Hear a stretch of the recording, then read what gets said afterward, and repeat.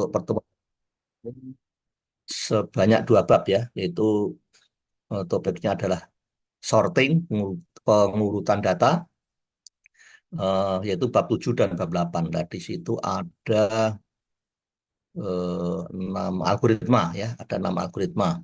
Di mana pada bab 7 ini 3 algoritma yang pertama yaitu bubble sort, insertion sort, dan selection sort. Lalu bab 8-nya nanti in place sort, merge sort, lalu quick sort, kayaknya itu ya, masalah itu. Oke ya, kita mulai ya.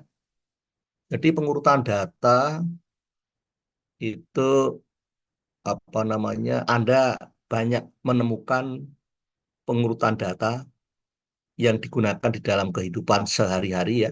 Baik pengurutannya itu menaik ataupun menurun ya. Menaik atau ascending ya, ascending ataupun menurun yaitu descending gitu ya.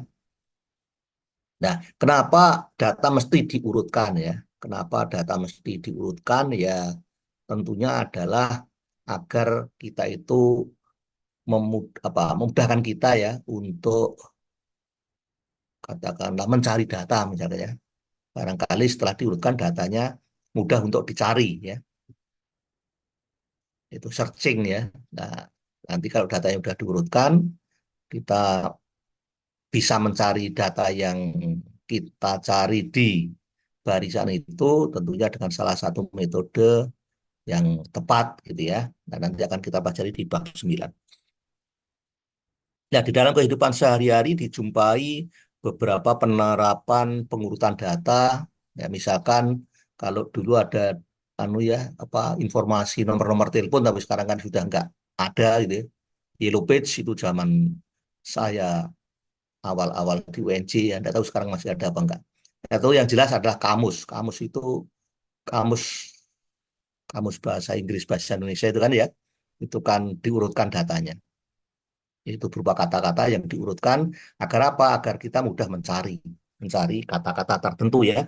Lalu yang jelas-jelas kita setiap hari ketemu di dalam laptop kita, di dalam komputer kita adalah pengurutan file ataupun pengurutan direktori di di suatu di komputer kita ya. Nah, gitu kan. Jadi file itu biasanya diurutkan entah itu ascending ataupun descending gitu kan. Eh, Direktori juga demikian begitu ya. Nah, lalu kalau Anda melihat buku-buku khususnya textbook begitu ya, maka pada halaman tertentu biasanya halaman paling belakang ya kalau nggak salah ya, itu ada indeks buku itu juga diurutkan begitu menaik biasanya kan. Termasuk juga ada glosari ya, glosari ya itu yang juga diurutkan secara ascending. Oke, lah nah, sekarang pengurutan yang jelas adalah nanti secara ascending ataupun descending. Jadi nanti kalau kita minta diminta untuk mengurutkan suatu n data yang diberikan ya, maka perhatikan betul permintaannya itu pengurutannya secara menaik ataupun menurun begitu ya. Nah, di sini yang akan kita pelajari di bab 7 algoritma-algoritma pengurutan data yang akan kita pelajari di bab 7 ini adalah ini tiga. Yang pertama itu yaitu tiga pengurutan dasar, di antaranya adalah bubble sort, insertion sort, dan selection sort. Lalu nanti yang di bab 8, di bab 8 ya, itu in place sort, lalu merge sort, ya, lalu ada 4 di bab 8, yaitu in place sort, apa namanya, in place sort, merge sort, cell sort, dan quick sort. Ya, oke, mudah-mudahan selesai di pertemuan ke-6 kali ini. Nah, dari sekian banyak metode pengurutan data itu, eh, kalau kita ditanya mana metode yang paling baik dan mana metode yang paling buruk, maka kita susah untuk mengatakan mana yang terbaik, mana yang terburuk, karena setiap metode atau setiap algoritma pengurutan data itu mempunyai kelebihan masing-masing dan juga memiliki kekurangannya masing-masing. Seperti itu ya. Nah, di dalam pengurutan data maka yang kita hadapi adalah tentunya yang pertama adalah banyaknya data yang harus diurutkan ya. Tentunya kalau banyaknya data yang harus diurutkan itu banyak, banyaknya itu besar, banyaknya itu banyak sekali datanya, maka tentunya waktu yang diperlukan untuk mengurutkan itu ya lama gitu ya. Oke, seperti itu. Nah, ini sebagai informasi saja, sebagai pengetahuan saja, kita tidak akan menurunkan kompleksitas dari algoritma ini secara detail ya. Mungkin nanti sambil lalu saja. eh, Nanti untuk lebih apa namanya, lebih detailnya di dalam me- menurunkan ya kompleksitas dari algoritma sorting itu nanti akan dipelajari di mata kuliah selanjutnya, yaitu kalau di matematika di mata kuliah perancangan dan analisis algoritma ya, seperti itu. Nah, ini untuk pengetahuan saja.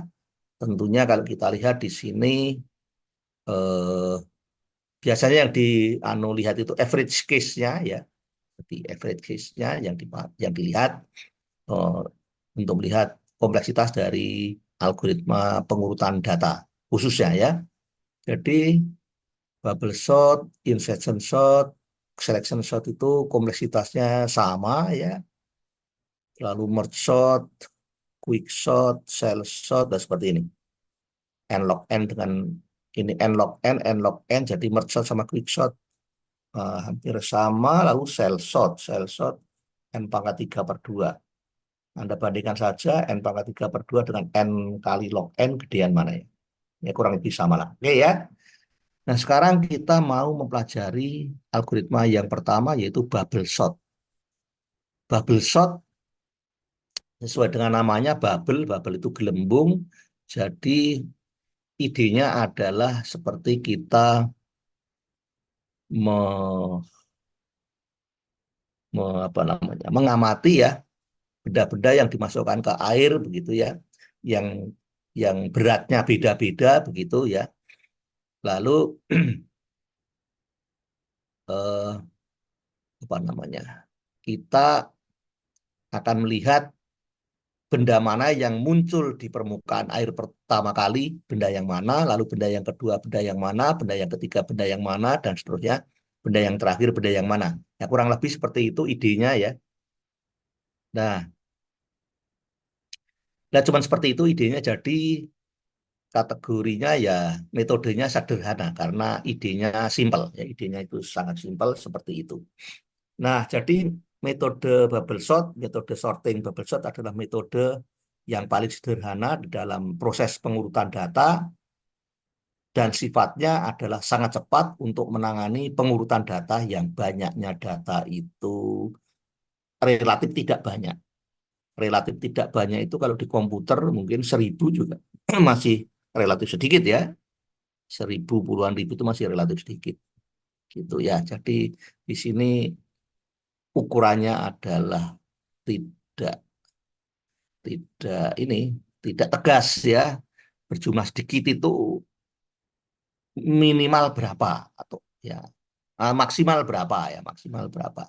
Jadi nggak ada ukuran yang gitu tegas ya.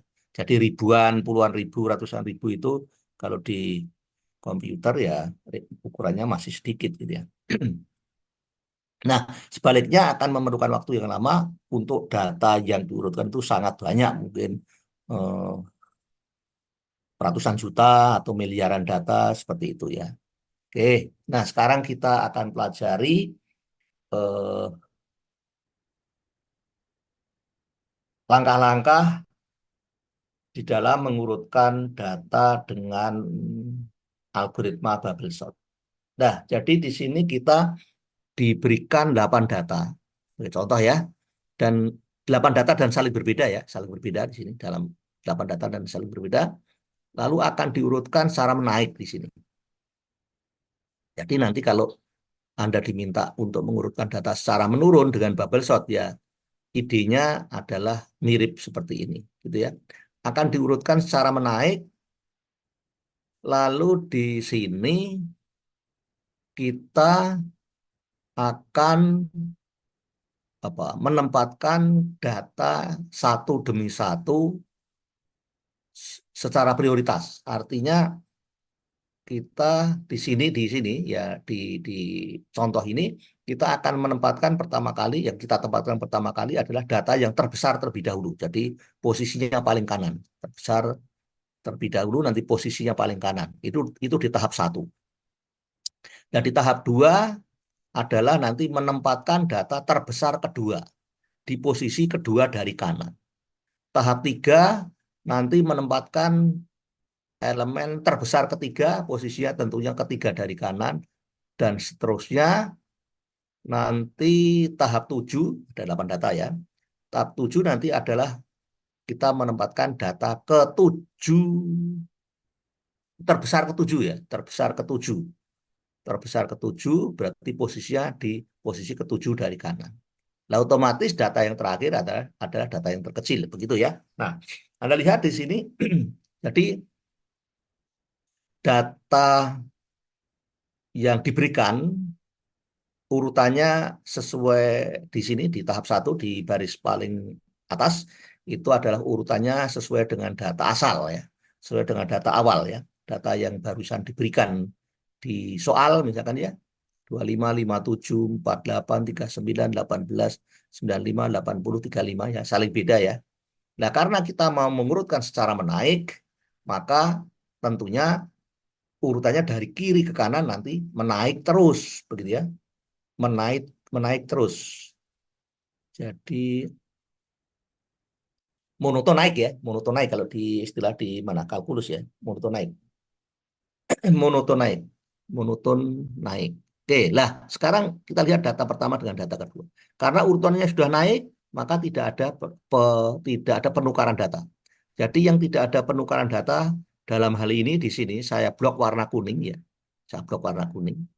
2557 sudah menaik, maka tidak ada pengurutan data, tidak ada penukaran data karena sudah menaik sesuai dengan tujuan kita mengurutkan menaik, gitu ya.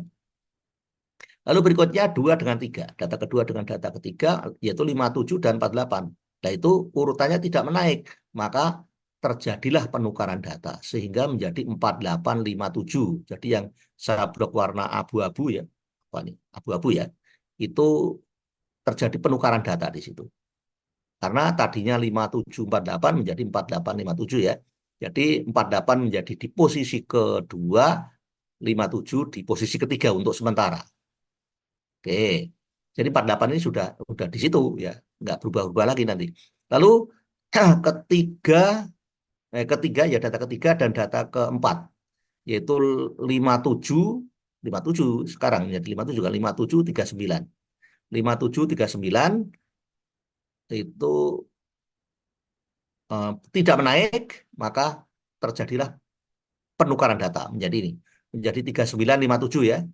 Jadi data ketiga adalah 39, data keempat 57. Data keempat ini masih sementara. Lalu data keempat dengan data kelima 57 sama 18 tidak menaik, maka terjadilah penukaran data sehingga menjadi 1857. Oke ya. Oke, jadi 18 sudah di situ ya. Untuk sementara sudah di situ. Terus 57 dengan 95 naik. 5795 menaik, maka tidak terjadi penukaran data. Jadi 57 sudah tidak bergeser-geser lagi. Nah, sekarang 95 yang kita jalankan. 95 dengan 80, kanannya 80, maka terjadilah penukaran data menjadi 8095 gitu ya. Lalu 95 posisinya sekarang di sini dengan 35. Maka terjadilah penukaran data yaitu menjadi 3595. Oke, jadi yang di blok warna abu-abu itu sudah hasil penukaran data ya, sudah hasil penukaran data. Oke, jadi di tahap satu ini sudah selesai. Jadi di tahap satu ini adalah menempatkan data yang terbesar di posisi yang paling kanan, posisi yang benar gitu ya, posisi yang paling kanan. Oke, sudah jelas ya, idenya seperti itu. Nah, jadi pada tahap pertama ini hasil pengurutannya adalah ya ini dari sini. Dari ini ya, 25, 48, 39, 18, 57, 80, 35, 95. Jadi 95 ini sudah di posisi yang betul, maka di tahap kedua nanti data 95 ini tidak diikutkan lagi untuk proses pengurutan ya. 95 tidak diikutkan lagi di tahap kedua. Oke. Oke, udah jelas ya. Nah, jadi tahap kedua kita mengurutkan data dari hasil pengurutan pertama tadi, dari hasil pengurutan di tahap satu. Pengurutan di tahap satu hasilnya ini 25, 48, 39, 18, 57, 80, 35, 95. Sekali lagi, 95 tidak diikutkan di proses pengurutan, jadi nanti hanya sampai 35 saja. Oke ya. Nah, berikutnya, data satu dengan data dua sudah menaik, maka tidak terjadi penukaran. Blok warna kuning, 45, 48, 39, 48, 39 tidak menaik, maka terjadilah penukaran menjadi 3948. Sekarang 48 dengan kanannya yaitu 18, 48 dengan 18, terjadilah penukaran data menjadi 1848. 48 dengan kanannya 57, berarti tidak terjadi penukaran data. 57 dengan kanannya 80, tidak terjadi penukaran data. Lalu 80 dengan 35 kanannya, terjadilah penukaran data menjadi 3580. Nah, sudah selesai. Karena 95 tidak dilibatkan lagi pada proses pengurutan data di bubble shot ini ya. Oke, jadi sampai data ke-7 dari kiri ya, itu sudah selesai prosesnya. Nah, jadi tahap 2 sudah selesai, maka hasil pengurutan di tahap 2 menjadi 25, 39, 18, 48, 57, 35, 80, 95 ya. Nah, di tahap 2 ini juga menempatkan data terbesar kedua, ini sudah di posisi yang benar. Jadi yang sudah di posisi yang sebenarnya, yang di posisi yang seharusnya itu adalah 80 dan 95. Oke ya. Jadi nanti di tahap ketiga data yaitu 80 dan 95 tidak diikutkan pada proses sorting. Oke, di tahap 3 adalah mengurutkan data dari hasil pengurutan tahap 2.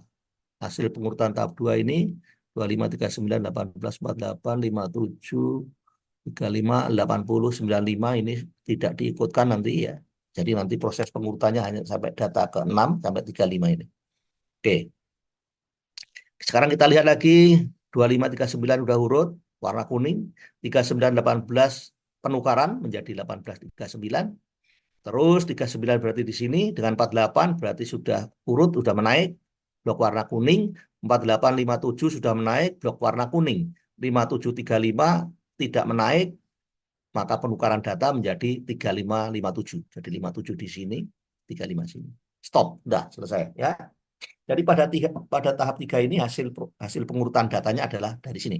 25, 18, 39, 48, 35, 57, 80, 95. Oke ya.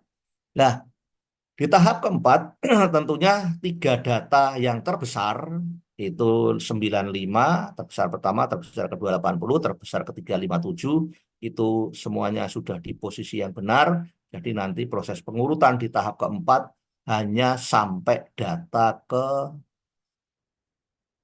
kelima ya, kelima ya. Data kelima.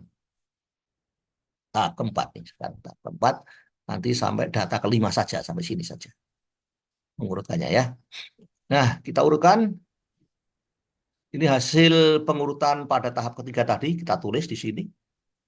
Lalu tahap keempat proses pengurutannya dimulai 25 18 ya, ditukar ya, tukar menjadi 18 25.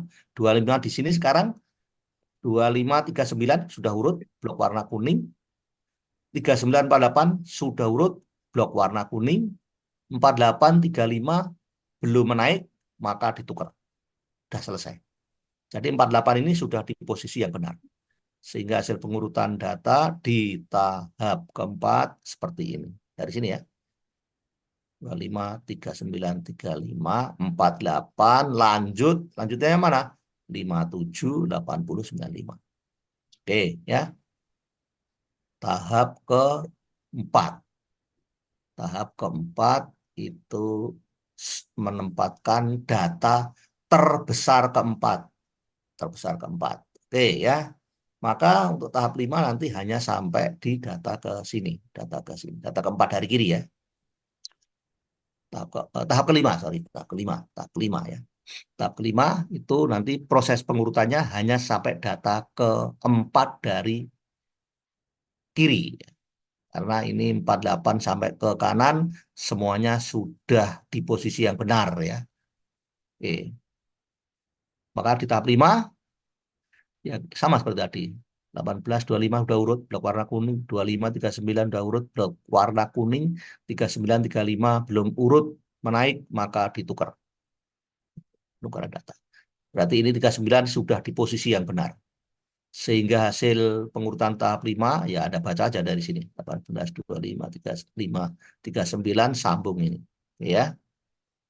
Jadi nanti di tahap 6 pengurutannya hanya pengurutan 3 data yang pertama dari hasil pengurutan di tahap 5. Di tahap 5 ya, 3 data pertama saja yang diurutkan. Karena mulai data keempat sampai data ke-8 itu sudah urut secara menaik. Tahap ke-6 sekarang. Tahap ke-6, ini hasil pengurutan tahap kelima ditulis di sini. Nah, pengurutan tahap ke-6 adalah prosesnya hanya sampai sini. Nah, ini sebetulnya udah urut kan? Nah, mata kita kan kita bisa melihat. Tapi kalau komputer nggak punya mata, tahunya ya dibandingkan ya sama komputer itu dibandingkan. Jadi ini dibandingkan sehingga tahu komputer itu sudah menaik atau belum. Nah, di, tidak bisa melihat secara visual. Oke, maka dari sini tahap 6 ya, maka 18, 25, oh sudah urut. Tidak terjadi penukaran. 25, 35 sudah urut. Tidak terjadi penukaran. Ya, oke. Nah, maka ini tahap ke-6 ini memposisikan apa namanya data ke 3 dari kiri ini sudah di posisi yang benar. Jadi 35 sudah di posisi yang benar. Sehingga nanti tahap 7 hanya mengurutkan 2 data yang pertama dari hasil pengurutan di tahap 6. Jadi hasil pengurutan di tahap 6 adalah 18, 25, 35 sambung sini. Sudah urut kan ya? Tetapi kan komputer nggak tahu. Oke, tahap 7 sekali lagi tinggal mengurutkan 2 data yang paling depan. Nah, ini yang paling depan sudah urut ya, mata kita bisa melihat, komputernya harus membandingkan. Ini sudah urut ya, setelah dibandingkan ternyata sudah menaik, maka tidak terjadi penukaran ya sudah, berarti ini sudah urut. Jadi kalau kalau banyaknya data ada 8, maka tahap pengurutannya ada 7 tahap. Maka kalau nanti diberi datanya itu 25 data misalkan ya berarti ada 24 tahap proses pengurutan data. Kalau dengan bubble sort ya. Oke, seperti itu. Saya pikir sudah jelas. Jelas ya?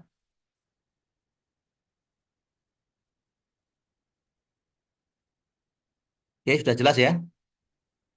Lanjut ke algoritma yang berikutnya. Nah, ini algoritma dari bubble sort ya. Jadi tadi proses seperti tadi, algoritmanya seperti ini. Nah, ini Anda pahami ya kalau mau Anda nanti kalau Anda mau melakukan apa namanya implementasi program ya, implementasi membuat programnya, maka Anda boleh mengikuti algoritma ini. Ini salah satu algoritma dari bubble sort. Nah, tadi prosesnya seperti tadi. Oke, bubble sort sudah. Lalu yang kedua adalah nah, ini Mas Anu menghitung efisiensi bubble sort ya. Efisiensi pada bubble sort. Jadi jumlah banyaknya pembandingan elemen selama pengurutan data tadi adalah untuk tahap pertama itu banyaknya pembandingan data ada n-1 data. Datanya ada n tadi ditambah ada n data yang dibandingkan ya. Apa data yang diurutkan ada n. Lalu banyaknya pembandingan di tahap 1 tadi ada n-1 pembandingan. Lalu di tahap 2 yang diurutkan adalah n-1 data karena data yang satu sudah di posisi yang benar ya. Jadi tinggal n-1 data yang diproses ya. lalu mencari data yang terbesar dari n-1 dari n-1 data, ya. Dari n-1 data diproses dengan tadi mencari data terbesarnya sebetulnya ya. Ada n-2 pembandingan dan seterusnya. Ini tahap ke-1, tahap kedua, tahap ketiga, tahap keempat, dan seterusnya. Ini tahap ke n-1 ya. Ini kan n-1. Ini kan n dikurangi dalam kurung n-1. Coba. Nah, tahap ke-1 ya n dikurangi 1. Tahap kedua n dikurangi 2. Tahap ketiga n dikurangi 3. Tahap keempat nanti n dikurangi 4. Tahap ke n-1 ya n dikurangi dalam kurung n-1. Jadi kalau n dikurangi dalam kurung n-1 menjadi n min n plus 1. Jadi n-nya hilang menjadi 1 ya. Ini kalau dihitung ini ada berapa suku nih? Ada n-1 suku ya, ada n-1 suku dijumlahkan ya, maka hasilnya adalah ini. N-1 kali n per 2. Anda udah ini kan sudah sering saya kasih tahu kenapa jumlahnya seperti ini. Nah, kompleksitasnya adalah ON kuadratnya. Ini ON kuadrat ya. Oke, itu bubble shot. Nah, yang kedua adalah insertion shot. Nginset itu nyisipin. Nyisipin. Nyisipin suatu data yang barusan kita peroleh ke sejumlah data yang kita pegang, yang kita punyai ya, sehingga data yang kita sisipkan itu akan mengakibatkan data yang kita miliki itu menjadi relatif urut ya. Nah, konsepnya ini seperti kalau kita main kartu ya, kartu domino atau kartu remi itu ya, kartu remi ya. Kan biasanya gitu kan ya. Bagi-bagi dulu empat gitu kan. Masing-masing ngambil, lalu kita pegang gitu kan, lalu kita urutkan kan di tangan kita kan. Lalu nanti terus bagi satu misalkan ya, atau ngambil satu ya, dapat apa, lalu diurutkan sama Anda. Geser ke kanannya, ngambil satu lagi, dapat apa, diurutkan seperti itu kan ya. Ya, pokoknya prinsipnya seperti itu, insertion shot. Nah, contohnya adalah ini, contoh. Jadi diberikan 6 data, 1, 2, 3, 4, 5, 6. 6 data yang saling berbeda ya, 6 data yang saling berbeda. 6 data yang saling berbeda, urutannya, apa namanya, urutannya ya seperti ini, sembarang, tidak beraturan urutannya, artinya tidak menaik, tidak menurun ya, tidak beraturan. Nah, karena ini datanya cuma sedikit, maka kita untuk melakukan proses pengurutan barisan bilangan ini kita tulis saja menurun. Nah, seperti ini. Jadi langkah pertama kita anggap data yang paling depan ini kita anggap sudah urut, ya cuma satu ya sudah urut. Lah sisanya yang belum urut, gitu kan? Kita mau mengurutkan menaik juga, ini menaik ya. Jadi kalau menurun, Anda pikir juga Anda ini analoginya seperti ini. Menurun ya. Ini menaik. Jadi ini 25, kita ambil data yang pertama dari barisan data yang diberikan, itu dianggap sudah urut. Ya satu ya nggak ada pembandingnya, berarti kan otomatis sudah urut ya. Sisanya ini ya belum urut. Oke, setelah itu ambil satu data yang pertama dari barisan yang belum urut, berarti 57. 57 sama komputer bandingkan dengan 25. Karena lebih besar 57, maka urutannya menjadi seperti ini ya. Seperti ini. Tidak terjadi penukaran tempat. Maka dua data yang pertama ini sudah urut. Ini sudah urut nih, sudah urut. Sisanya belum urut. Gitu kan? Lalu berikutnya diambillah data pertama dari barisan yang belum urut yaitu 48. 48 diambil, ya kan, diambil, ditaruh di tempat memori sementara, di memori sementara TMP ya kan ya, TMP. Berarti sini kosong, sini kosong. Tempatnya 48 kosong. Kosong 48 kosong, lalu 48 dibandingkan dengan 57. Oh, lebih besar 57. Maka tentunya 48 posisinya sebelum 57. Ya, sebelum ya, sebelum ya. Maka 57 geser. 57 geser menjadi di sini, maka posisinya 57 jadi kosong, maka nanti posisinya 57 yang kosong itu kemungkinan ya, menjadi posisinya menjadi tempatnya 48, kemungkinan. Kita bandingkan dulu dengan yang data terakhir. Kita bandingkan dengan 57 tadi sudah seperti itu, lebih besar 57, maka 57 geser ke sini, 48 masih belum menempatkan diri dulu, kita bandingkan dulu dengan 25. Oh, lebih besar 48 dibanding 25. Maka berarti apa namanya? 48 ini posisinya setelah 25 dan sebelum 57. Maka di tengah-tengahnya yang tadinya posisinya yang tadinya tempatnya 57 ya. Sehingga menjadi seperti ini.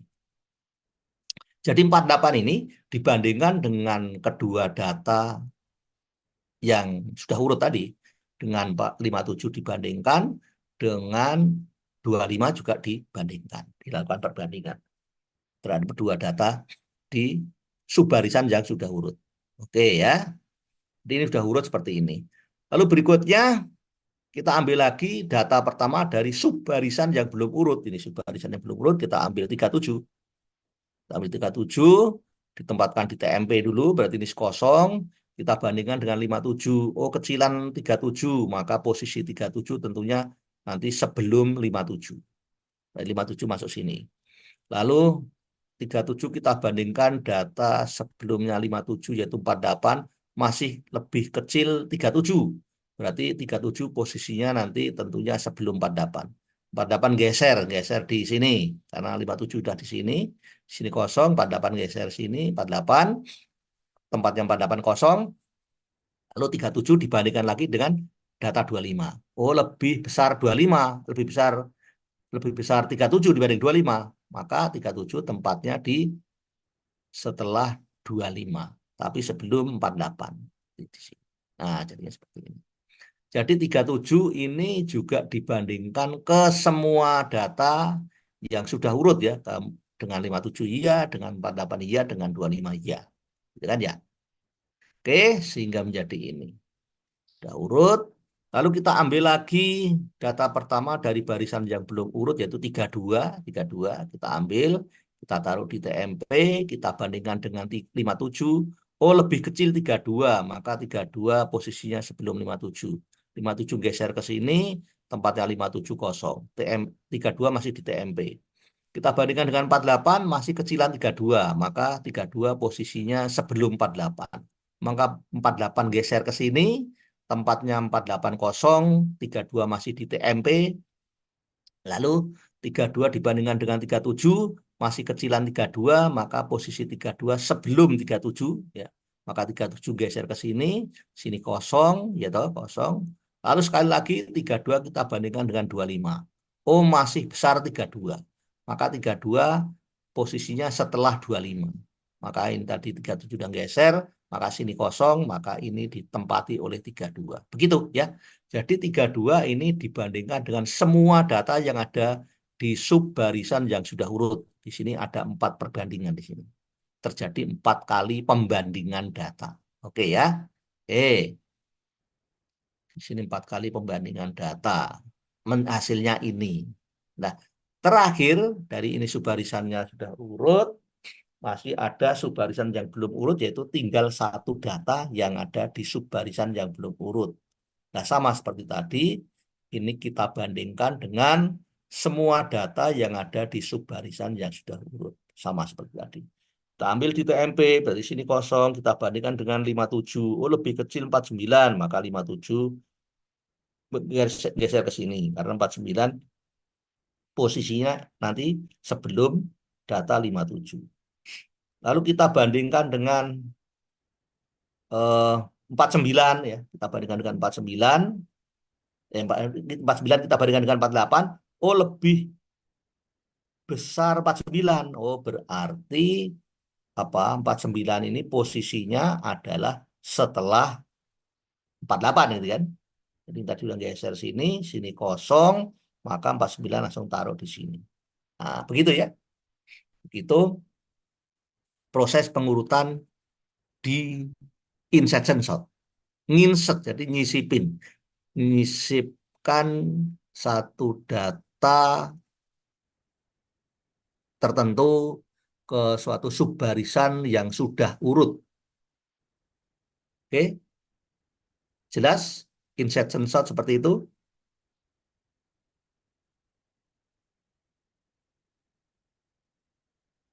Ada pertanyaan?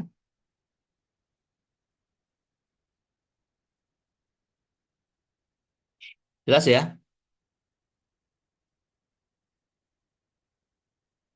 Halo? Nggak ada suaranya.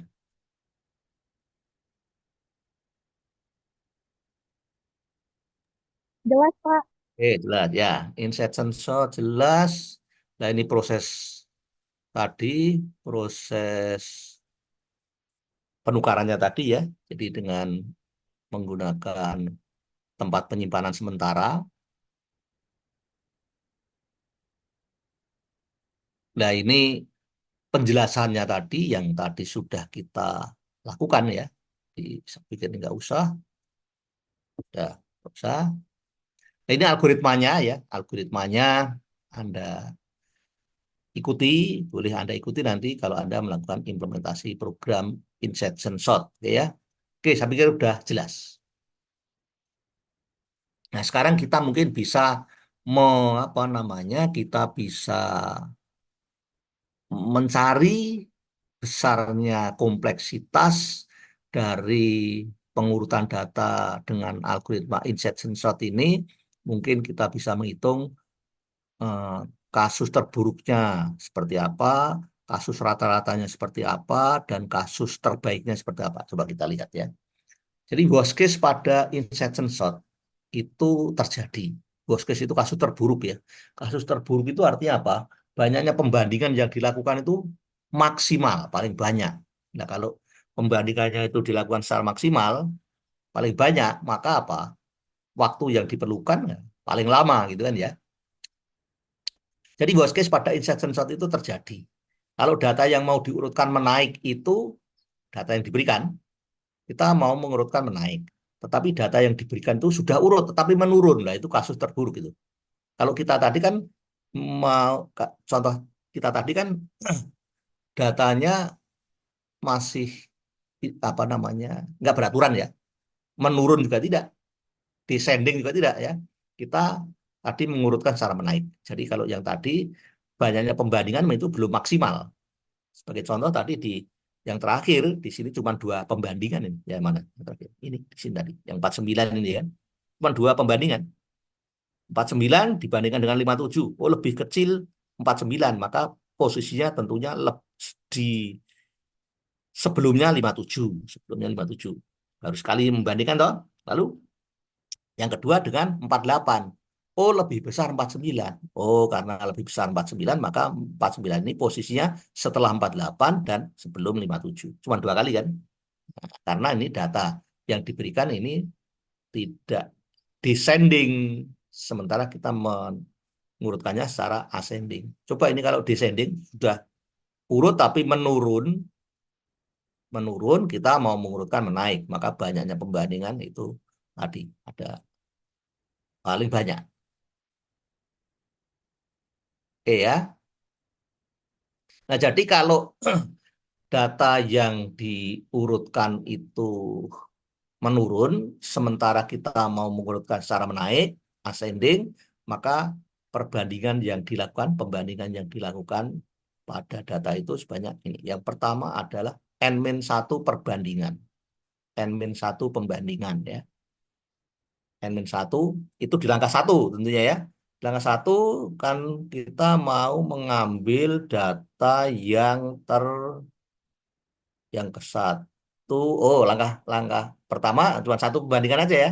Jadi kita ambil satu data dianggap sudah posisi yang benar gitu kan. Terus eh, yang langkah pertama belum belum membandingkan, cuma ngambil satu data ya kan. Sudah dianggap data yang posisi yang benar.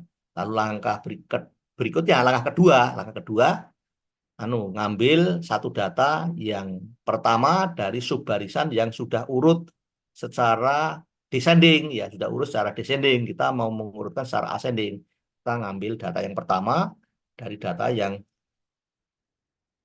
data yang sudah urut secara descending. Jadi misalkan ini descending ya, kita ambil ini ya, kita ambil ini. Kita bandingkan dengan data yang ini. Nah, bandingkan sekali ya kan, sekali. Lalu ini kita urutkan di sini secara menaik, gitu kan, secara menaik. kali, tapi ini ngertinya sekali. Pas di sini menentukan ini enggak membandingkan. Nah, di sini sekali, di sini nanti 2 kali, di sini nanti 3 kali, di sini nanti 4 kali, dan seterusnya. Di sini nanti N-1 kali. Karena di sini sudah urut secara menurun. Kita mau mengurutkan secara menaik, begitu ya. Nah, maka banyaknya pembandingan yang dilakukan ada sebanyak ini. Ini di tahap kedua satu pembandingan, di tahap kedua, di tahap kedua satu pembandingan, di tahap ketiga 2 pembandingan, dan seterusnya di tahap ke N-1 pembandingan. Ini worst case-nya ya. Yang kalau kita hitung adalah ini. N kali N-1 per 2 pembandingan. Terus banyak ON kuadrat. Nah, average case itu diperkirakan dengan kejadian setiap tahap itu apa namanya. Jadi pada ini average case diperkirakan dengan kejadian N-1/2 pembandingan pada looping yang ini, pada yang ini N-1/2. Ini N-2/2. Semuanya per 2 ya. Jadi kalau kita jumlahkan penyebutnya sama berarti menjadi yang jumlah, berarti kan jumlah pembilangnya itu tidak lain adalah N kali N-1/2, ya tak?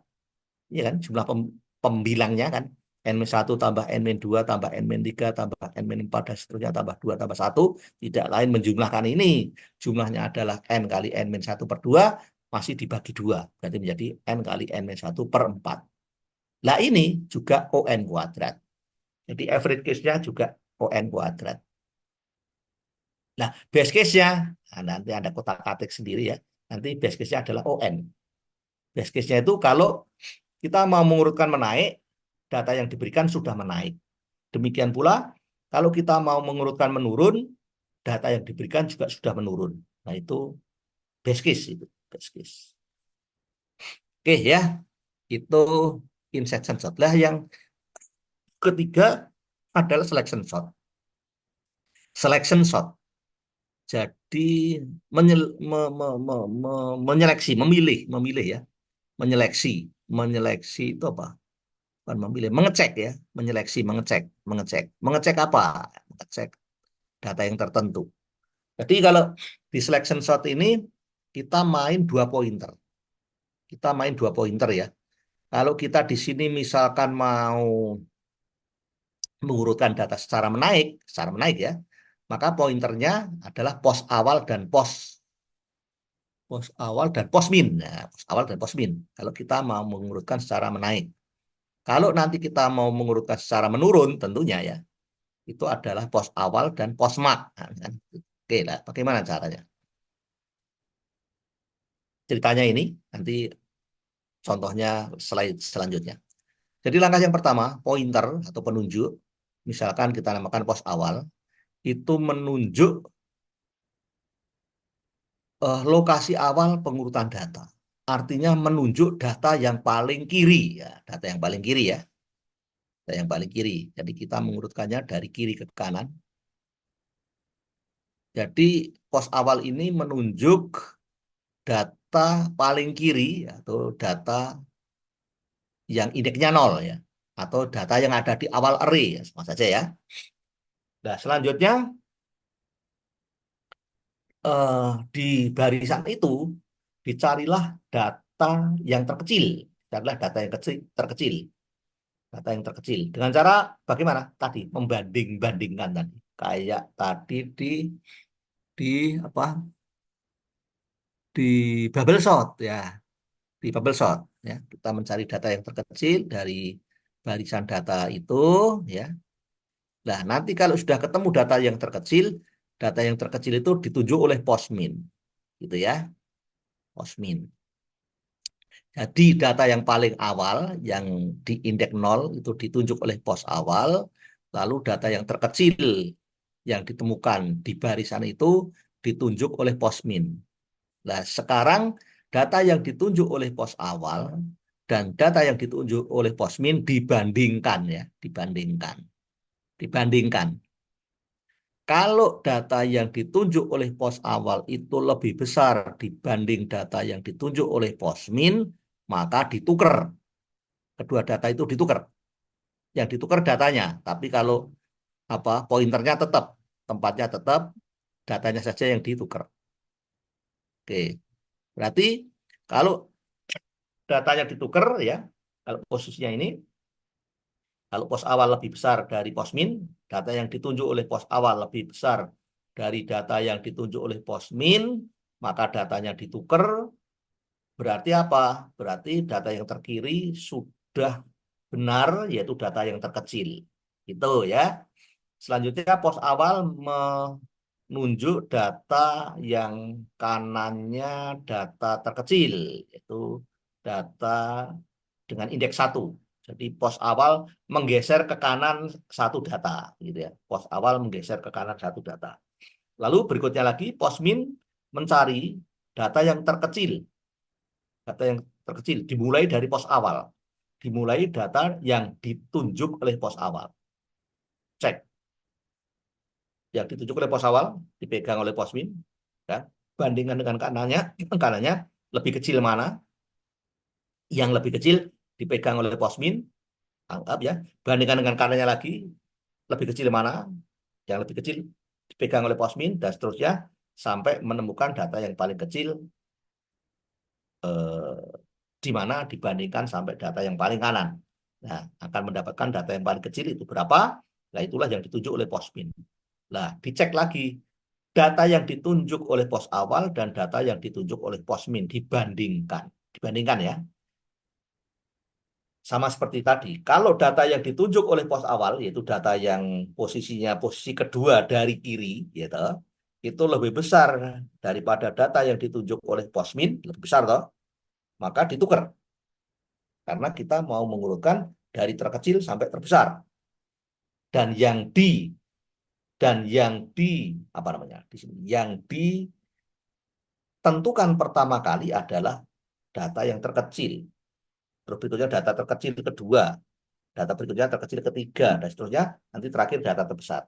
Untuk yang contoh ini.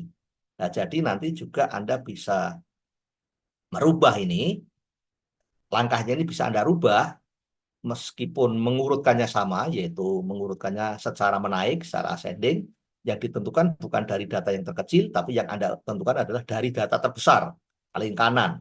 Terbesar ditentukan paling kanan, berikutnya terbesar kedua, berikutnya terbesar ketiga, berikutnya terbesar keempat, dan seterusnya terakhir data terkecil. Seperti tadi waktu mengurutkan dengan bubble sort tadi kan, dengan bubble sort tadi kan, data terbesar yang ditentukan, terbesar dulu, terbesar kedua, terbesar ketiga, sampai terkecil. Nah, di sini nanti dengan cara ini juga Anda bisa seperti itu, ya, seperti itu. Jadi yang Anda tentukan pertama kali adalah data terbesarnya. Yang kedua, data terbesar kedua. Langkah ketiga, data terbesar ketiga. Langkah terakhir nanti data ke yang terkecil, ya. Kalau yang ini sebaliknya, yang ditentukan pertama kali data yang paling kecil. Langkah kedua yang ditentukan adalah data terkecil yang kedua. Berikutnya nanti data terkecil yang ketiga dan seterusnya nanti sampai data terbesar. Jadi bisa Anda balik ya. Oke, sudah jelas lah ini contohnya ya. Contohnya ini. Contohnya ini jadi kita mau mengurutkan secara menaik sekali lagi ya, menaik sekali lagi data yang diberikan tidak beraturan ya, tidak beraturan, menaik juga enggak, menurun juga enggak, jadi tidak beraturan ya. Nah, jadi seperti yang diceritakan tadi, kita menggunakan dua pointer yaitu pos awal dan pos min. Caranya bagaimana? Pos awal menunjuk data yang paling kiri pertama kali. Jadi 25 yang ditunjuk oleh pos awal itu. Lalu pointer pos min itu mencari data yang terkecil. Dari mana yang dicari? Dari data yang ditunjuk oleh pos awal sampai yang terakhir itu dicari yang terkecil. Yang mencari adalah pos min. Yang mencari kita ya. Lalu nanti kalau sudah ketemu data yang terkecil itu berapa, ditunjuk oleh pos min. Ya. Oke ya. Jadi pertama kali, langkah pertama kali, pos awal itu menunjuk data paling kiri, pos min menunjuk data paling kanan. Begitu ya. Terus berikutnya, langkah berikutnya ke bawah ini ya, ke bawah. Bawah. Oh, ini sudah diproses nih. Oke, sudah diproses ya. Jadi langkah pertama seperti tadi. Eh Langkah pertama. Pos awal menunjuk data paling kiri, oke ya. Seperti ini kan, seperti ini. Terus posmin mencari data yang terkecil dimulai dari data yang ditunjuk oleh pos awal. 25 pertama kali. Dibandingkan dengan 57. Oh, 25 yang paling kecil. Bandingkan dengan 48. Tetap 25 yang kecil. Dibandingkan dengan 37. Tetap 25 yang kecil. Dibandingkan dengan 12. Oh, 12 yang paling kecil. Yang kecil 12 yang paling kecil. Di antara 25 sampai 12 ini yang paling kecil adalah 12. Maka 12 ditunjuk oleh posmin. Oke, sudah jelas ya? Lalu data yang ditunjuk oleh pos awal dan data yang ditunjuk oleh posmin dibandingkan. Dalam hal ini lebih besar data yang ditunjuk oleh pos awal dibanding data yang ditunjuk oleh pos min. Maka dilakukan penukaran data, yaitu 12 dengan 25, ditukar tempatnya menjadi seperti ini. 12 jadinya di sini, 25 jadinya di sini. Oke, sudah jelas? Lalu selanjutnya, pos awal menggeser ke kanan, yaitu menunjuk 57. Ini panah merah ini ya langkah selanjutnya. Jadi langkah pertama ini, langkah kedua ini, langkah ketiga panah merah, terus ke sini, terus ke panah merah lagi, terus ke sini, terus ke sini, terus ke sini, ya, gitu ya. Oke. Nah, lalu berikutnya adalah pos awal menuju 57. 57 ya, pos awal. Lalu pos min nyari, nyari dari mana? Dari 57 nyarinya. Nyari yang terkecil. 57 dengan 48 kecil 48. Tangkap. 48 dengan 37 kecil 37. Jadi posmin sementara di sini. Terus 37 dengan 25 lebih kecil 25. Lah berarti posmin menunjuk di sini. Oke, sudah jelas ya. Lalu kita bandingkan lagi dengan yang ditunjuk oleh pos awal. Yang ditunjuk oleh pos awal 57, yang ditunjuk oleh posmin 25. Oh, lebih besar yang ditunjuk oleh pos awal. Maka terjadilah penukaran elemen 57 dengan 25. Menjadi ini ya. Jadi 25-nya di sini, 57-nya jadi di sini. Oke, udah jelas? Jelas ya. Lalu selanjutnya pos awal menggeser ke kanan lagi, yaitu menunjuk elemen yang ketiga dari kiri, seperti ini. Nah, seperti ini ya. Pos awal menunjuk data yang ketiga dari kiri, jadi menunjuk angka 48. Nah, ini. Lalu posmin mencari data terkecil dimulai dari data yang ditunjuk oleh pos awal. Jadi dari 48 ya. 48 dengan 37, oh lebih kecil 37. Jadi sementara posmin menunjuk di sini.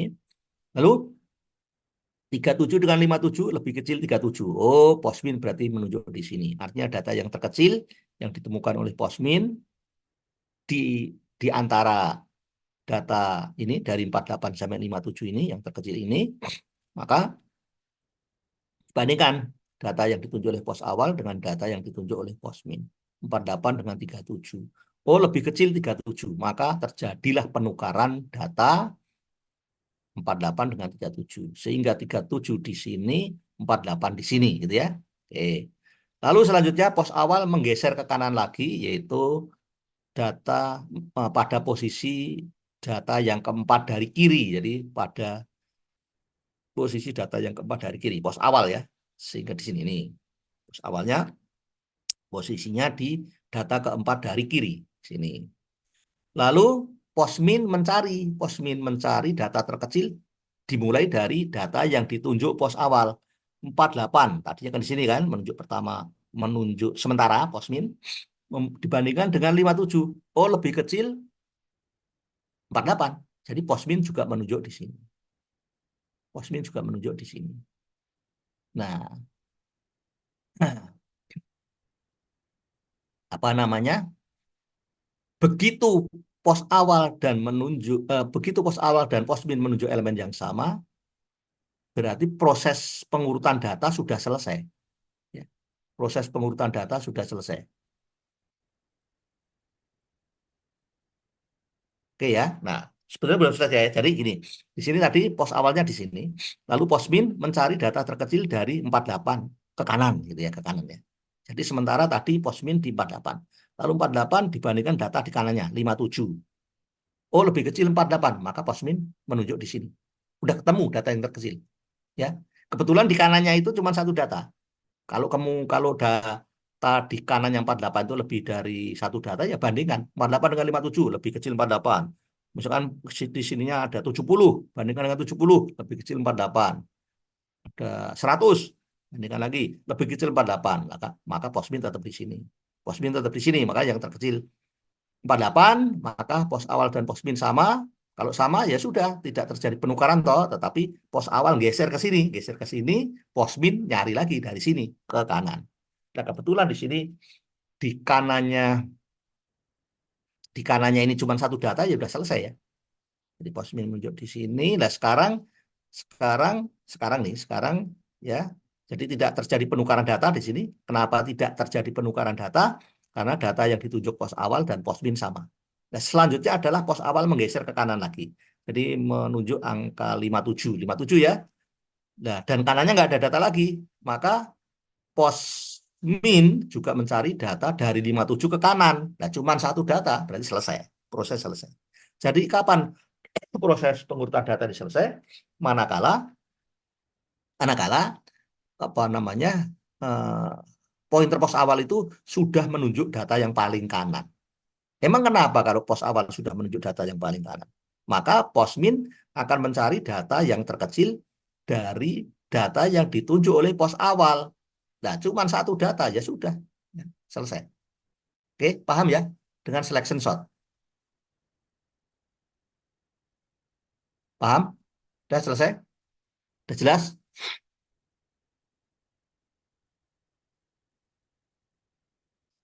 Oke, jelas? Jelas, Pak. Jelas ya? Oke, jelas ya.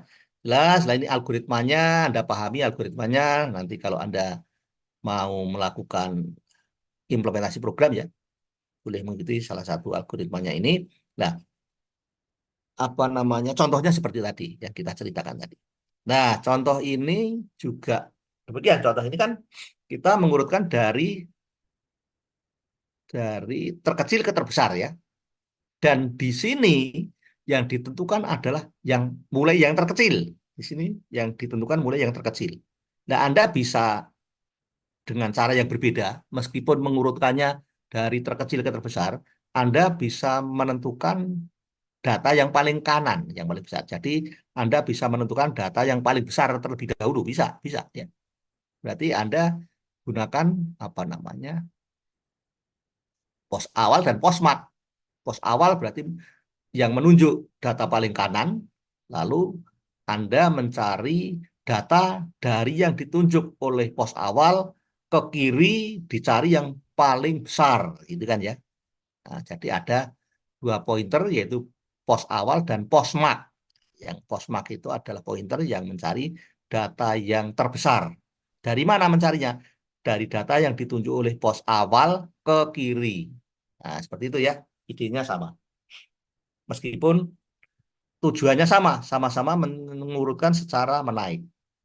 Oke, saya pikir Anda bisa menggunakan ide yang sama, ya, seperti itu tadi. Nah, ini penjelasannya ya, penjelasannya seperti tadi, berapa banyak pembandingan, nah seperti ini.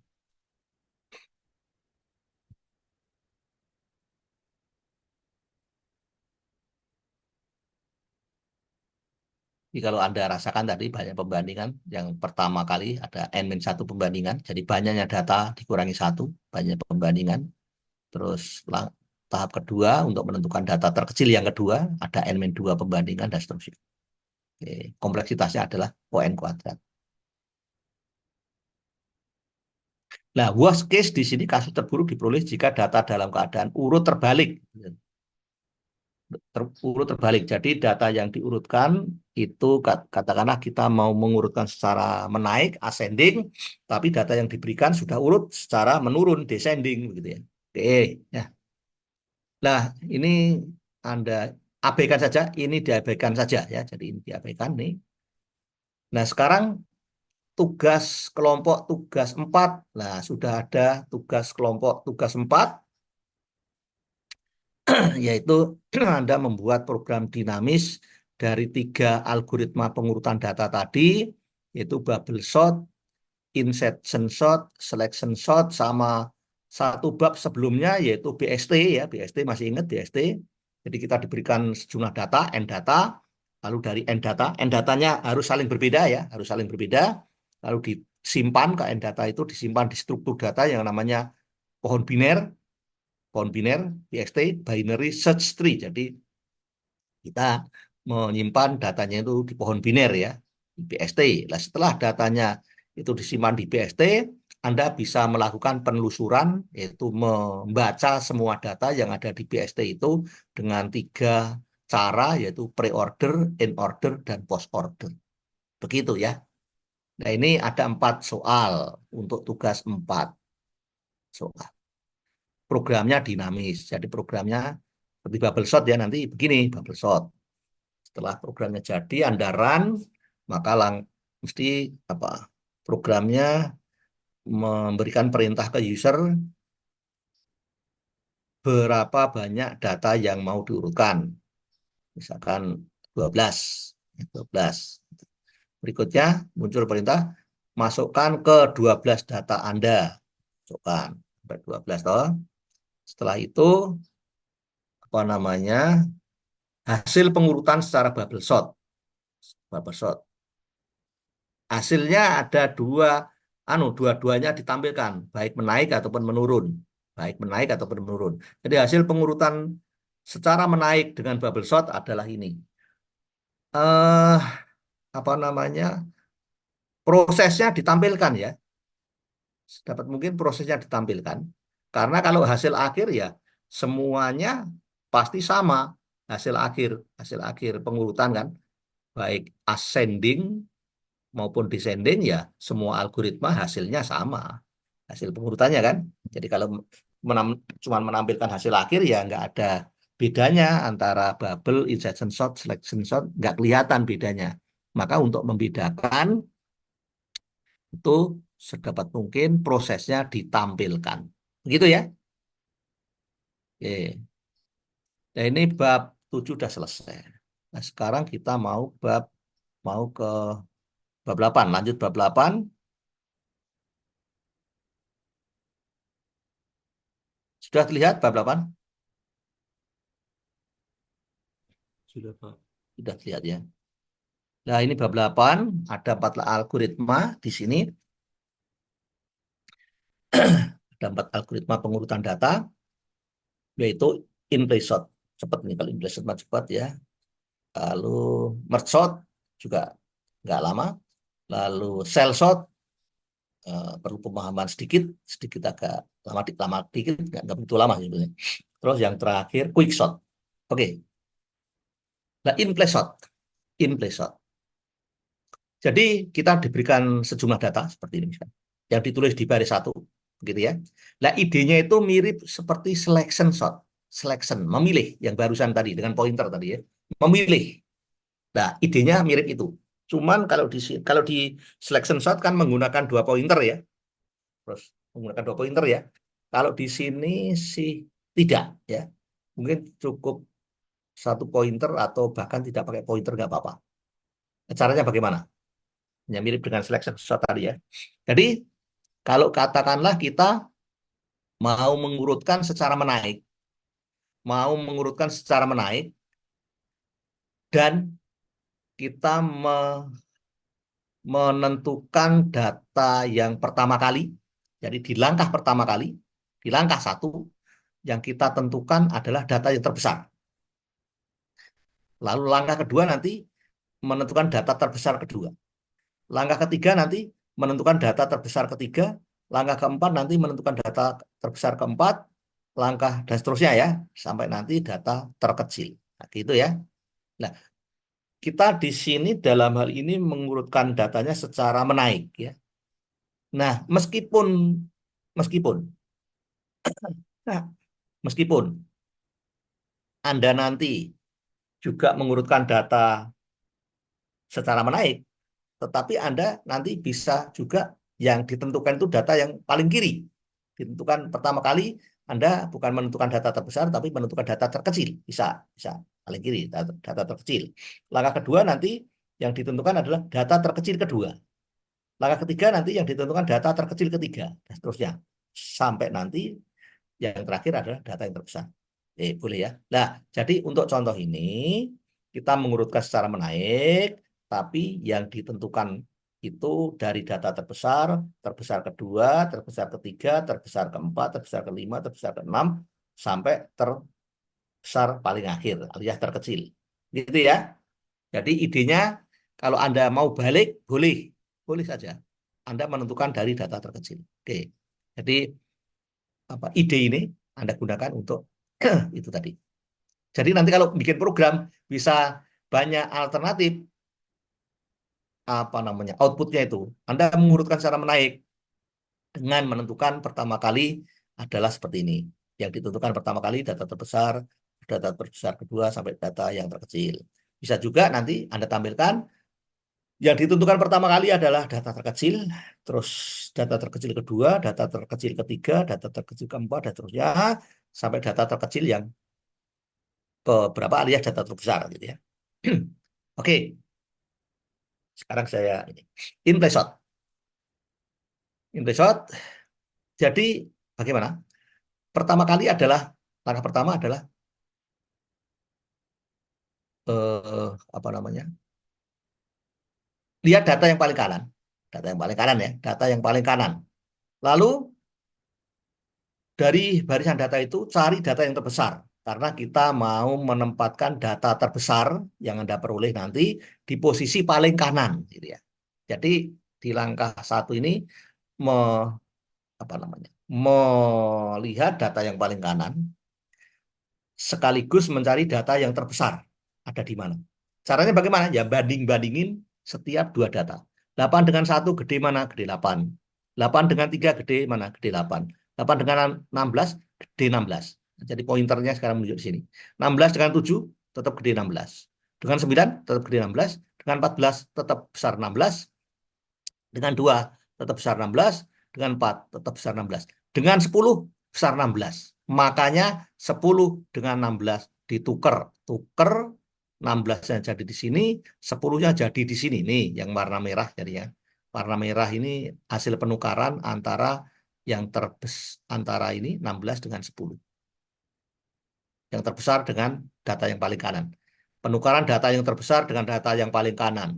Data yang terbesar itu ditaruh di posisi paling kanan, data yang 10 ini, yang warna merah ini adalah data yang tadinya di posisi paling kanan. Nah, gitu ya.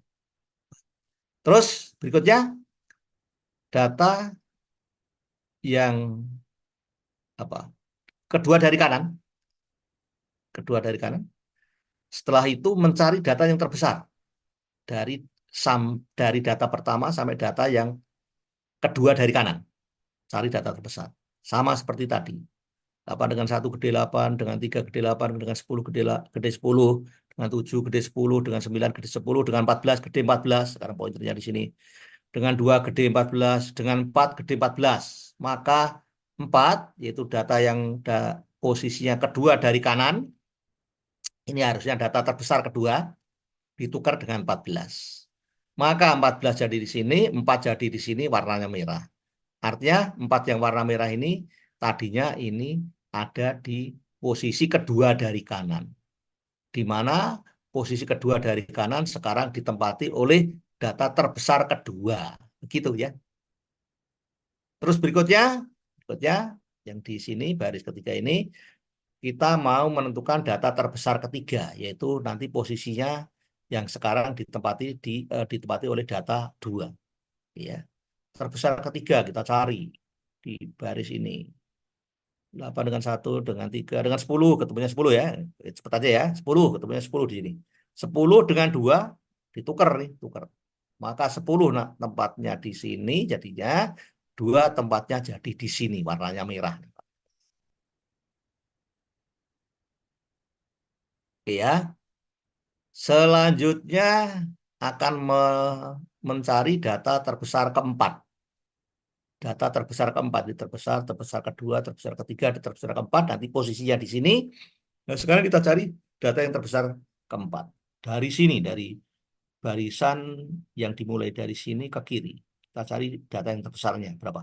Ternyata 9. Maka 9 dengan 4 tukar. Sehingga 9 jadi di sini, 4 jadi di sini, 4-nya warnanya merah. Ya.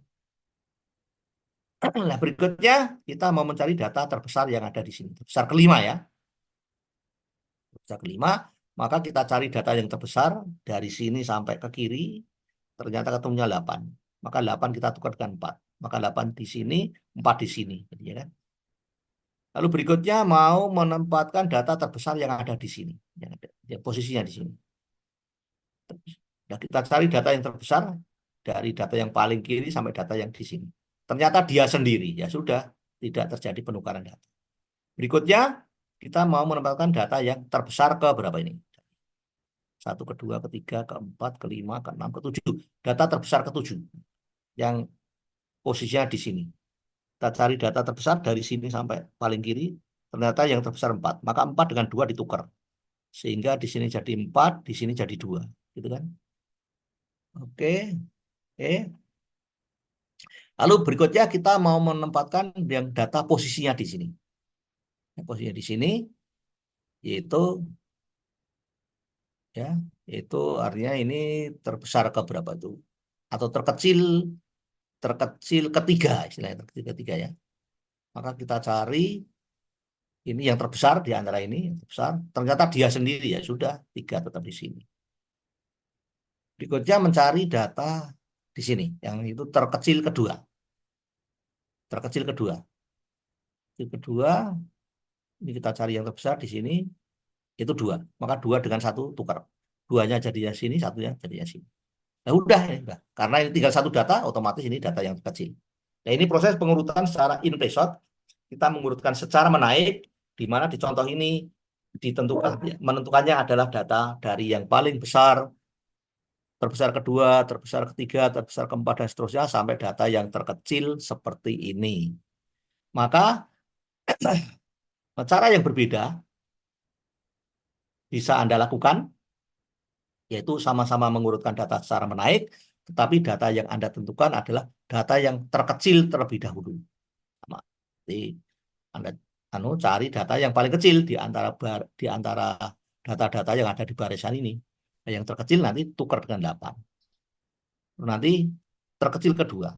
Cari data yang terkecil dari sini sampai sono. Setelah ditemukan, tukar dengan sini. Gitu ya. Oke, sudah jelas ya, InPlaySort. Lalu yang berikutnya adalah CellSort. Jadi CellSort ini algoritma yang memperbaiki kinerja algoritma insertion sort, ya, memperbaiki kinerja dari algoritma insertion sort. Karena kalau insertion sort tadi kan, kalau menyisipkan data tadi kan bisa jauh kan, apa namanya, membandingkan datanya itu bisa banyak yang dibandingkan, terus posisi yang disisipkan itu di posisi yang jauh jauh dari posisi awal gitu ya. Jadi kita membandingkannya cukup banyak. Nah, untuk mengurangi banyaknya pembandingan yang dilakukan, maka kita menggunakan algoritma cell sort ini, ya, cell sort, cell sort. Nah, jadi tujuan utama teknik pengurutan cell sort itu yang pertama tujuannya adalah untuk menghindari pemindahan data dalam jumlah yang banyak. Jadi pemindahan datanya itu dalam lingkup yang sedikit saja. Data yang dipindah-pindahkan itu lingkupnya sedikit saja. Lalu dilakukan dengan membandingkan elemen-elemen yang letaknya berjauhan dengan jarak tertentu. Jadi di sini membandingkan data dengan data lain itu jaraknya adalah tertentu. Jadi kalau ditentukan jaraknya itu 2, jadi membandingkan datanya itu dengan data lain yang jaraknya 2, misalkan 1 dengan 3, 3 dengan 5, 5 dengan 7, 7 dengan, nah seperti itu ya. Atau misalkan jaraknya 4, berarti 1 dengan 5, 5 dengan 9, 9 dengan 13, seperti itu. Jadi tidak setiap data dibandingkan, tidak ya. Nah, nanti berangsur-angsur melakukan hal serupa tetapi dengan jarak yang lebih kecil. Dan nanti terakhir membandingkan elemen-elemen data itu dengan jaraknya cuma satu. Tetapi tetapi apa barisan data yang diperoleh di langkah terakhir ini, di mana kita membandingkan data dengan data berikutnya yang jaraknya satu-satu, ini sudah relatif lebih urut, ya, sudah relatif lebih urut. Nah, sekarang cara memilih awal jarak di cell shot itu sebetulnya sih bebas, ya, sebetulnya sih bebas, sebetulnya bebas. Tetapi ada beberapa orang yang menyarankan nilai gap dari data dengan data berikutnya yang dibandingkan itu eh, tidak bebas. Jadi dengan aturan tertentu, ya. Yang pertama adalah Donald Cell. Donald Cell itu menyarankan nilai jarak data dengan data berikutnya itu adalah N-2 yang mau dibandingkan, ya. Lalu nanti gap kedua separuh dari gap pertama. Yang ketiga separuh dari gap kedua dan seterusnya. Nah, cuman cara ini tidak efisien. Karena tidak efisien maka jangan dipakai, ya, jangan dipakai. Nah, ada lagi yang disarankan oleh orang lain yaitu Donald Knuth. Donald Knuth. Donald Knuth itu menyarankan penggunaan jaraknya itu sebesar yaitu 3 kali H plus 1. 3 kali H plus 1. Di mana H itu nilai jarak data dengan data berikutnya yang dibandingkan, ya, yang dibandingkan. Ya, 3 kali H plus 1. Di mana hanya ini nilai gap sebelumnya. Jadi penggunaan gap di Donald Knuth itu tentunya gap yang paling kecil ya satu tentunya. Satu. Kalau paling kecil satu, maka berikutnya adalah 3 plus 1. Berarti 3 kali 1 tambah 1. Berarti 3 kali 1 itu 3, 3 tambah 1, 4, ya. 4. Nah, berikutnya tentunya 13, yaitu 3 kali 4 tambah 1. 3 kali 4 itu 12, 12 tambah 1, 13. Berikutnya lagi, ya, 3 kali 13 tambah 1. Berarti 3 kali 13, 39. 39 tambah 1, 40. Dan seterusnya, gitu, ya. Dan seterusnya. Oke. Nah, ini algoritma cell sort. Algoritma cell sort. Nah, sekarang kita nanti, dan di contoh ini, kita menggunakan jaraknya itu jarak yang disarankan oleh Donald Knuth, ya. Bukan Donald Cell, tapi Donald Knuth, ya. Oke. Jadi 1, 4, dan seterusnya. Nah, tentunya jarak yang digunakan itu sampai data eh, jarak yang digunakan atau gap yang digunakan itu gap berapa saja tergantung banyaknya data yang diberikan untuk diurutkan.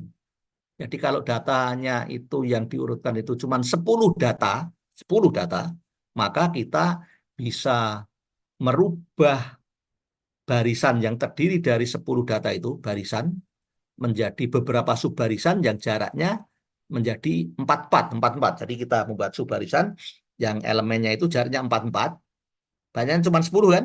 Kita nggak mungkin pakai jarak yang 13, nggak mungkin toh. Wong datanya cuma 10. Kita bisa membuat subbarisan yang jarak elemen ke elemen berikutnya itu 44 bisa. Satu, data ke satu, terus data ke 5, terus data ke 9. Itu subbarisan satu. Subbarisan 2, data kedua, data ke 6, data ke 10, subbarisan 2. Dan seterusnya. Nah, sampai berapa subbarisan, yang jelas ke semua subbarisan itu kalau digabung, di merge, itu menjadi satu barisan yang terisi data ke 10, data ke 1 sampai data ke 10. Oke, mungkin belum begitu jelas, lebih jelasnya di contoh ini.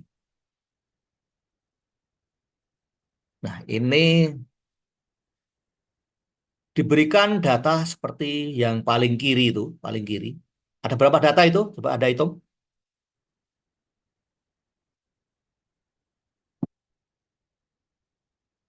Berapa data? Halo? Berapa data ini? 10 data, Pak. Eh? 10. 10, ya, 10, ya. Banyaknya data asal ada 10. Maka jarak yang mungkin bisa kita gunakan adalah satu pasti bisa. Karena banyaknya data 10. 4 pasti bisa juga 4. Karena banyaknya data 10, kalau kita membuat subbarisan dengan jarak 4 masih bisa.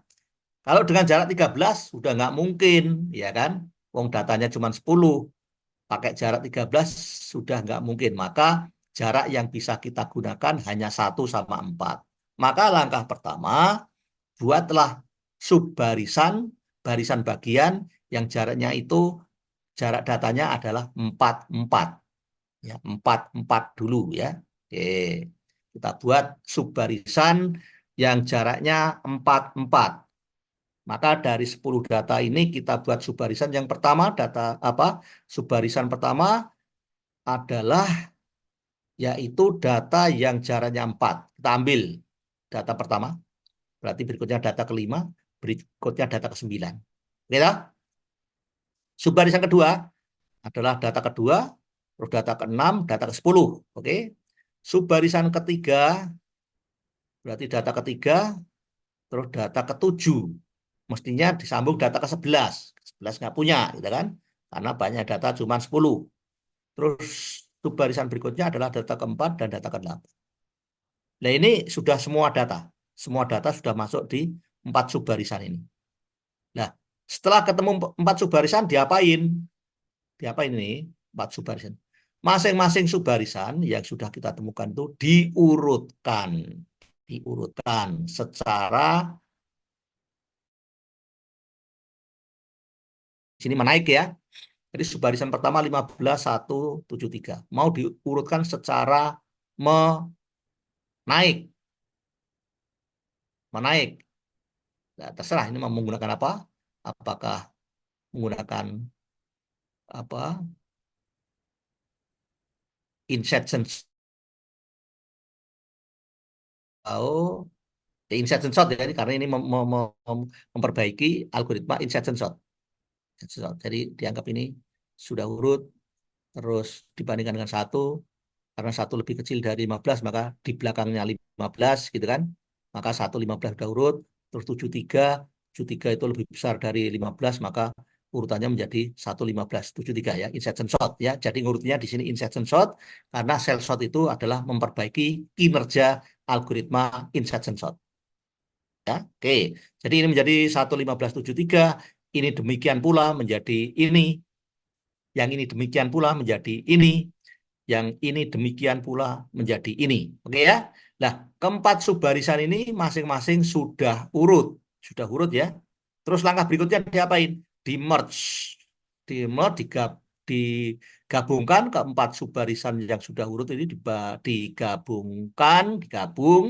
Jadi data yang pertama adalah 1, data yang kedua jadi 44, data yang ketiga jadi 45, data yang keempat jadi 13, data yang kelima jadi 15, ke-6 jadi 81, dan seterusnya. Ke-7 dari 75, ke-8 jadi 65, ke-9 73, ke-10 98.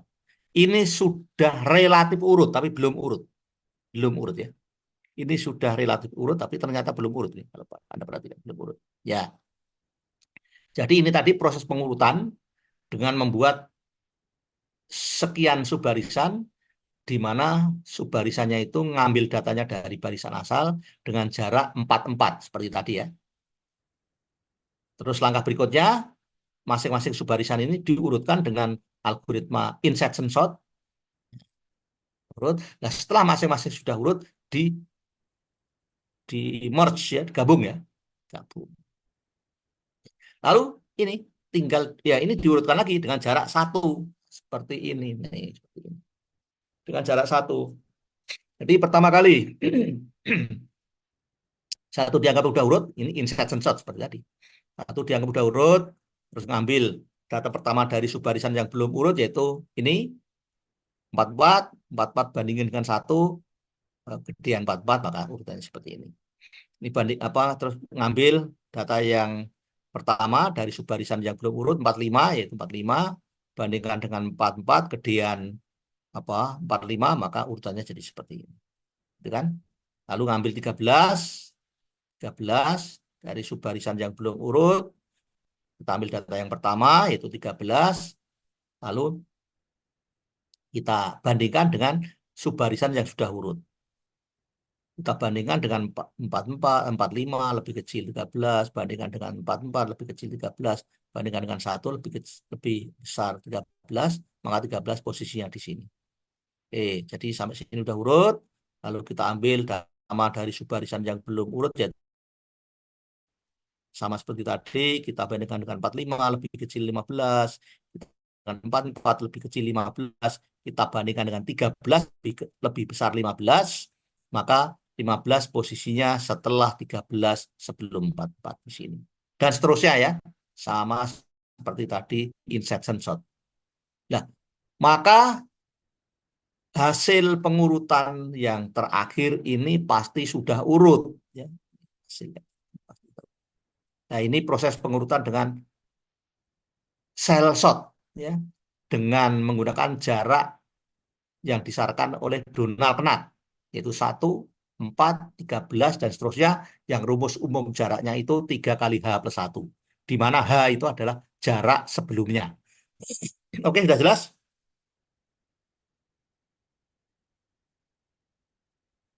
Halo, sudah jelas ya? Jelas, Pak. Oke, sudah jelas, cell shot sudah jelas, in place shot sudah jelas. Yang berikutnya adalah diabaikan saja ini cell shot ya, programnya abaikan. Yang berikutnya adalah merge shot. Merge shot. Nah, merge shot itu beda dengan algoritma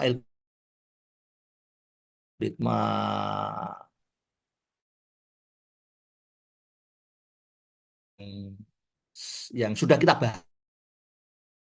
Bedanya adalah kalau di algoritma yang sudah kita bahas, termasuk nanti algoritma quickshot yang belum kita bahas, itu hanya memerlukan satu barisan data.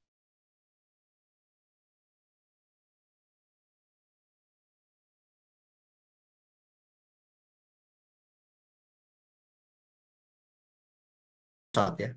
Makanya beda dengan algoritma yang lainnya tadi. Jadi di merge itu inputnya perlu 2 barisan data yang sudah urut. Yang sudah urut ya. Oke, lalu kita mengurutkannya bagaimana? Mengurutkannya seperti ini.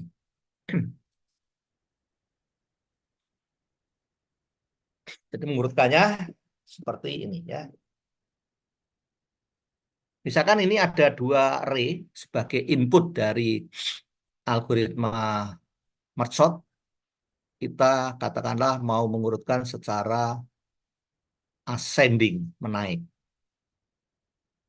Ada 2 input yaitu array A dan array B. Nanti hasilnya di array C, kata gitu ya.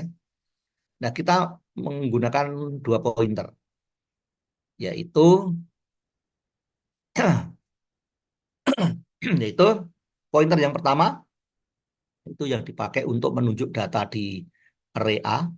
Pointer yang kedua dipakai untuk menunjuk data di array B. Lalu pointer ketiga adalah pointer yang dipakai untuk menunjuk elemen di array C. Array C adalah array yang merupakan barisan atau array hasil ya. Hasil pengurutan data dengan metode merge sort. Oke.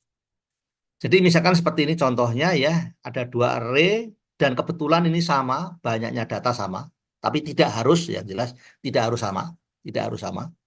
Tapi yang penting kedua array-nya itu sudah urut. Kita mau mengurutkan menaik, di sini juga urutannya menaik ya. Dua array itu menaik, lalu kita proses sekarang. Jadi pointer yang di array A menunjuk data yang pertama, berarti yang paling kecil. Pointer di array B juga menunjuk data yang pertama, itu data yang paling kecil. Lalu dibandingkan 1 dengan 2, kecil mana? Oh, kecil 1, maka 1 masuk duluan di array C. Maka 1 masuk di array C seperti ini. 1 masuk di array C. Jadi 1 masuk di array C, berarti ini sudah kosong, 1 ini kosong, maka pointer di array A geser ke kanan, tentu ya, menunjuk di elemen 8. Nah, ini ya. Maka di array C pun pointernya menunjuk di elemen kedua. Artinya ini elemen kedua yang mau diisi. Elemen kedua yang mau diisi, ya. Elemen berikutnya yang mau diisi adalah elemen kedua.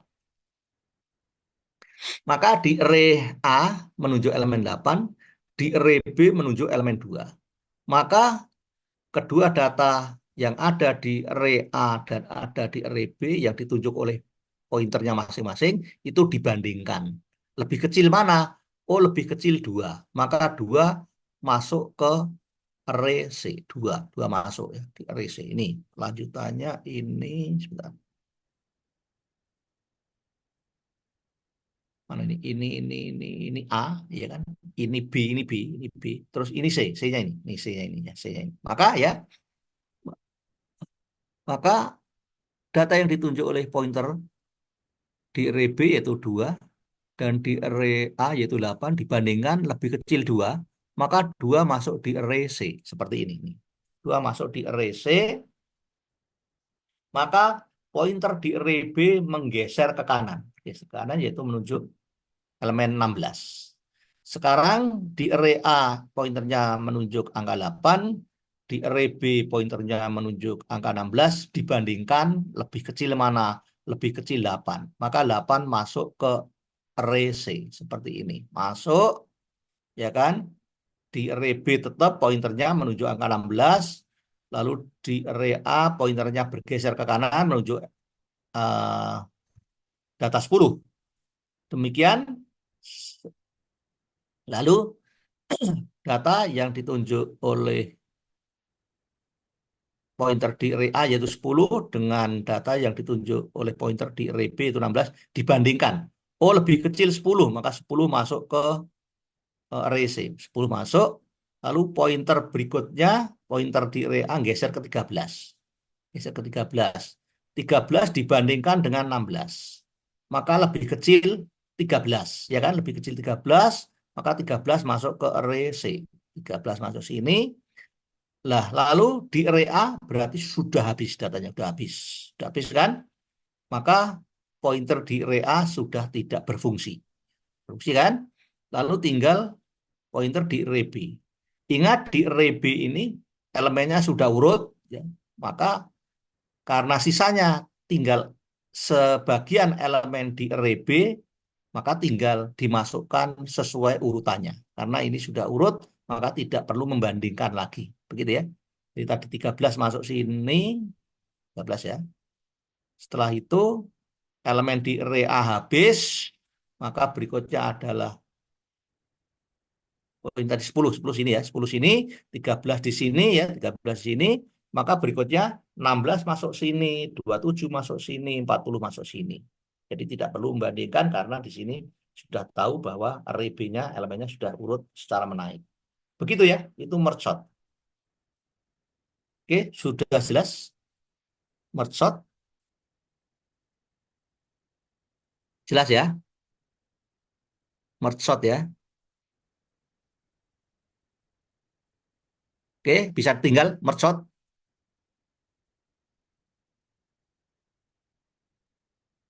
Halo, bisa dilanjut?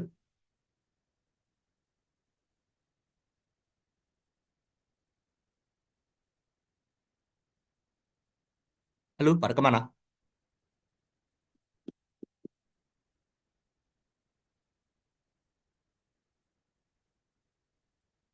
Halo, pada kemana? Kita lanjut? Lanjut, Pak. Oke, jadi udah jelas ya. Merge sort sudah jelas. Sekarang jam berapa nih? Saya lihat dulu jam berapa. Kalau udah hampir jam 9, kita berhenti dulu aja. Hampir jam 9 ya. Anda kuliah lagi jam berapa?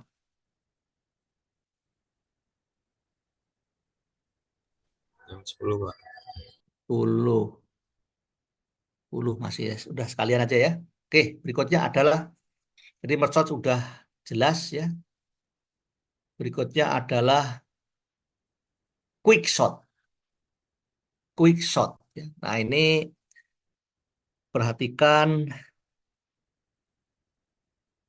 algoritma quick sort ini.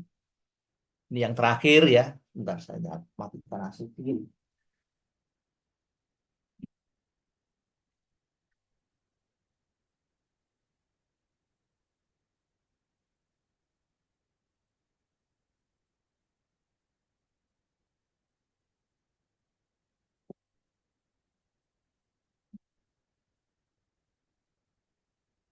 Mudah-mudahan ini apa quick shot 15 menit selesai lah. Jadi quick shot itu salah satu algoritma sorting ya, yang mana di dalam melakukan pengurutan data itu menggunakan pendekatan rekursif. Jadi rekursif atau iteratif ya, berulang-ulang gitu ya. Nah, mekanismenya seperti ini. Jadi array dipartisi menjadi dua bagian, di mana bagian kiri itu lebih kecil dibandingkan elemen-elemen di bagian kanan. Gitu. Lalu karena ada dua bagian, ada dua subarray artinya, maka subarray yang kiri juga nanti diurutkan dengan menggunakan quicksort. Demikian pula yang subarray yang kedua, subarray yang di bagian kanan. Itu pun nanti juga diurutkan dengan quicksort. Seperti itu saja. Nah ini tadi algoritmanya seperti ini ya. Jadi quicksort dari array A namanya, array A. Lalu ini indeks yang paling depan, indeks elemen paling depan, ini indeks elemen paling kanan. P-nya indeks elemen paling depan atau paling kiri ya. Lalu R-nya indeks elemen yang paling kanan. Nah tentunya kalau P-nya lebih kecil dari R artinya apa? Elemen di array-nya itu lebih dari satu gitu ya. Nah kalau elemennya lebih dari satu, maka masih bisa diurutkan dengan quicksort. Maka kalau elemennya itu lebih dari satu, kalau P lebih kecil dari R, maka dipartisi. Barisan itu dipartisi, katakanlah Hi. Hi-nya itu adalah apa namanya? Ya, yang jelas Hi-nya itu lebih besar dari P kurang dari R gitu aja ya. Tidak harus tengah-tengahnya, tidak harus tengah-tengahnya. Hi-nya ini tidak harus tengah-tengahnya. Nah, jelas Hi-nya ini nilainya lebih besar dari P, lalu lebih kecil dari R gitu ya. Partisi. Maka dipartisi sehingga menjadi dua subarray. Subarray menjadi subarray yang pertama itu array yang eh, apa namanya? Indeksnya dari P sampai Hi. Kan ini indeks ya. Indeksnya dari P sampai Hi, subarray yang pertama. Subarray yang kedua, indeksnya dari Hi plus 1 tentunya sampai R. Gitu ya. Nah, subarray yang pertama ya diurutkan dengan quicksort, demikian pula subarray yang kedua. Seperti itu maksudnya ya. Oke. Nah, ini yang saya tampilkan nih, yang saya kasih warna-warna kuning itu, coba Anda foto dulu. Nah, itu langkah-langkah yang digunakan. Silakan difoto dulu. Sudah difoto?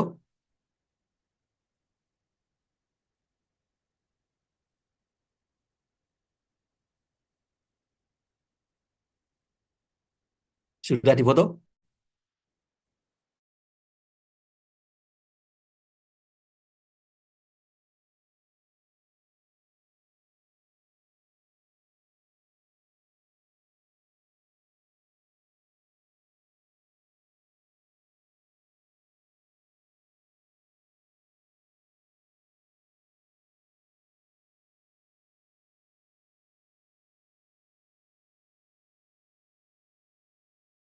Gunakan dua pointer, katakanlah namanya I dan J. Oke ya. Lalu berjalannya pointer I dan berjalannya pointer J, aturannya seperti yang saya blok warna kuning itu, tulisan warna kuning itu ya. Lalu selain menggunakan dua pointer, maka setiap langkah itu, setiap langkah ya, setiap langkah setiap langkah sampai melakukan penukaran elemen itu ditentukan elemen pivot. Nah, elemen pivotnya itu dipilih elemen paling kiri pada subbarisan yang diproses gitu ya. Jadi sekali lagi pivotnya diambil elemen yang paling kiri pada barisan yang diproses. Artinya pada barisan yang diurutkan dengan quick shot, begitu ya.